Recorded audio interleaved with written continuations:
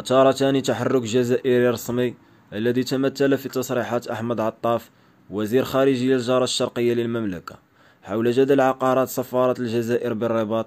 الكثير من التساؤلات بخصوص السيناريوهات الممكنة التي دفعت الجزائر إلى أن تدعنا للأمر الواقع، لا سيما حين صرح عطاف خلال مؤتمر صحفي الثلاثاء بأن تبريرات المغرب كانت لائقة والقضية قد انتهت. ولاحظ محللون أن إعلان المسؤول الجزائري سالف الذكر بأن بلاغ بلاده التنديدي جاء بعدما أثار المغاربة الموضوع، ونحن قمنا بالرد عليه، يعكس العشوائية التي تطبع عمل الدبلوماسية الجزائرية.